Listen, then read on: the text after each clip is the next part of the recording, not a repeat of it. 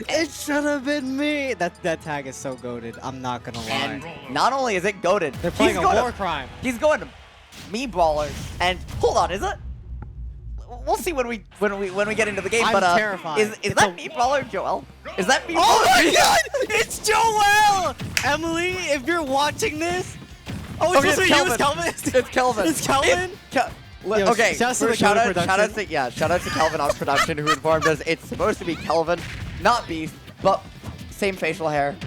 You know, he's got the baseball hat versus Kelvin's beanie. Peak trolling. Yeah. This is literally peak trolling if it was Joel. Oh my God, right? I guess there's no classes though, so that's probably where it came in. Looking for the grabs, we see, you know, Haven kind of showing both halves of these brawler playstyles that we've seen have success. We're seeing some of the combo routes you've seen from players like Apple Reviewer, but also a lot of these nair dash attacks that you see from players like Bloom Forever over in the UK find great success with.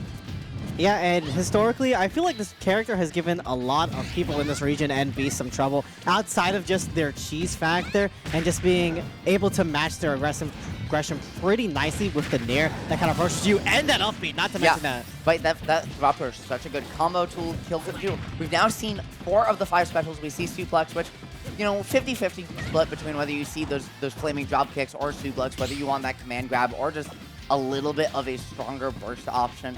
And okay, we do have shot put on the table. I thought maybe there was a flashing knock punch because he didn't go for it earlier on and we hadn't seen it yet, but no, it is the shot put. It's gonna be that projectile, super strong as just chip damage.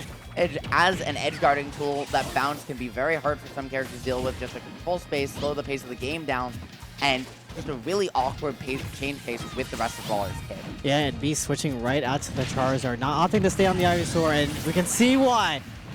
Peep the Twitter handle. There's the Zard for a reason. Absolutely, he's the best in the world. We see just nair dash attack again, right? That classic Brawler, bread and butter, one of the best in the game. Looking for up tilt. Didn't look for the up air after, which he could have found into a grab confirm. That actually would have been death had he found that falling up air on platform there. Instead, though, again, Haven just opting to reset the situation, really prioritize stage control, and down throw Thrupper, not going to find it yet at this percent, and just a little too low on those all town and city blast zones. Yeah, and I'm seeing Joel's kind of opting to just try and play slow, but he's unable to get that game started from the pressure that it should have been me has been putting on. Absolutely. These juggles now with the Zard on the table, though. Oh, at 63, you are scarily close to kill percent against this here super heavy. The shot put, though, once again, like controlling some fantastic space, looking for the down air to close it out, and Snivy not going to find it, so just once again opting to hold the stage control. Yeah, that's a lot of damage, Snivy, but losing stage control, he's got to kind of cede it back.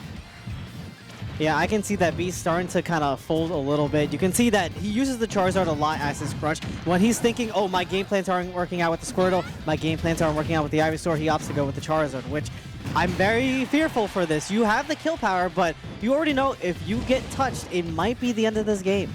Absolutely. Looking for these nair shot puts. I love that kind of reposition the platform again, right? Bait the approach, just change your momentum a little bit. That being said, up throw on platform, not gonna kill just yet. That move kills a lot later than you think it will. That being said, the slingshot fair Snivy going to give Joel just a little bit of extra spacing that Beast needed to close that stock out. Now in a last stock situation, this Charizard with Rage, and you know what they say, when it's super heavy, that percent does not matter. It's just extra damage. You are always one back throw away from losing your stock against Joel Beast Zard. And you can see Trish trying to escape from the ledge right now, trying to just set Haven up in the corner for an edge card, but it's still Haven in control of the situation. Is he going to be able to find that near to the up smash, or is he going to be able to find those upbeat kills to kind of close out this set, or this game? I was going to say, he might not even be looking for nair up smash. That move's just so incredibly active. People have often compared it to melee Fox nair, right? It's just a great way to kind of control space, make your opponent uncomfortable. Well, again, just because of how active it is. Now we're just seeing these short hops, right? Again, as you mentioned before, kind of making like Fox a little bit, just trying to threaten space, make Beast uncomfortable, and just play just outside of that Zard. Bait the overcommitment just like that, find the back air and close it on out. Snivy, that was a very convincing game one from Haven. Yeah, and I know that Beast is not happy about that last sequence of events. It was literally miss the platform drop, gets up tilt. Misses the grab, unfortunate, just gets punished for it. And I already know Haven is big chilling in their mind right now. sitting comfortable in the next set up above. It's just a matter of, can Beast overcome this Me Brawler, this character that's kind of a thorn in their side? Yeah, I mean, this is a character that I think of every Smash character on Ultimate's roster is maybe the highest tier character that just regularly matchup checks people, right? These characters' buttons are absurd. They don't necessarily have the speed of a lot of other rushdown characters, but they've got super active hitboxes, is combos to kill you at any percent, and huge versatility in their moveset, because out of all the Miis, they probably have the most viable move options. That being said, no switches here but from the characters. We're just going to take it over to Town and City game number 2. Snivy, what do you think of this stage counter pick? This stage counter pick is going to be a huge key factor in this, because we already know how Me Brawler loves to just get the grab in and kind of just wombo combo you on the platform. We're already going to see Haven try to implement that, but it kind of goes in hand for Beast as well. You have the Squirtle. He's a very small little fella. He's going to be hard to combo, and just using this platform as well, but oh my god, Haven is just not letting Beast play the game still. And what's crazy is on these Hollow Bastion Blaststones, the same size that these very large, right? How close Squirtle was to dying at 75% after the hit.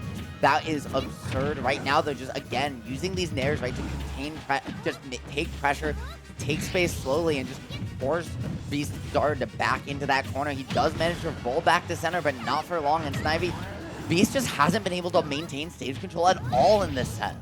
Yeah, because he just keeps on switching to the Charizard, with understandably so.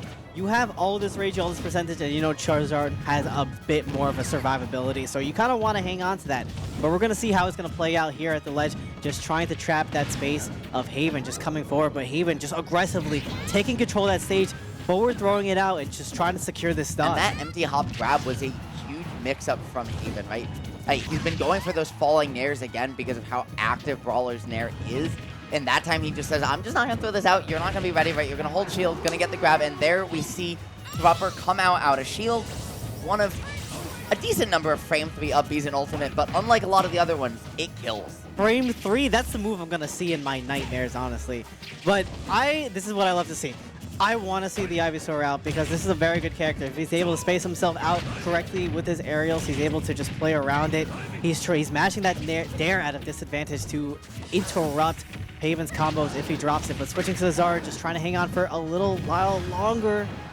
Absolutely. Trying to find the stopper, but he didn't have a jump. So it's gonna be the stock Beast getting on the board, but that time down to the stopper. Once again, those big Hollow Bastion Blaststones gonna allow Beast to hold on just for an extra minute, and now we're seeing the parry start to come online. Beast starting to catch on to Haven's timing. The question is it going to be fast enough, or is it going to be too little too late? How much can Beast get on this stock? How much can he close this gap here? Already at 113, holding on for the moment, but Snivy, he's got a ways to go.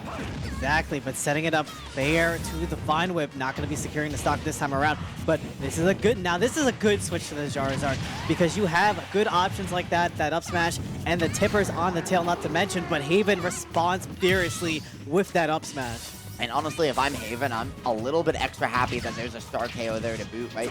You just get that extra time to breathe, reset your mental after what was a huge percent lead. That Beast just completely whittled away, looking for the down air just to close it out in the moment, but not going to catch a player as seasoned as Beast with that mix-up. That being said, going to call out the switch, and the falling up air. Wow. Bupper I'm speechless. going to close it out. Brawler is a character that if you get too committal in the air, right, you get falling up air Thrupper at pretty much any percent. Haven knows he got away with that one there, right? The smile into the camera, that little bit of a cheesy grin. Yeah, he's like, just to show I got you. that. Yeah, he's That's like, me. He's like, he Yo, didn't know. Haven looked at me and he was just like, that was for you, That's bro. for you, dog. That's for you. Yo, I'm gonna be honest. I don't think Beast knew that falling up air That confirmed wasn't to not be Haven. there. That was Kelvin. Kelvin 2-0'd Beast there. True. That's Shout why out to production stays winning, baby. Don't mess with production. Especially not when they're one of the best in the business. Yes, sir. Now, where do we begin with reviewing that set that happened? I think we got to start by taking a bite of an apple. we do. We got a review, perhaps? True.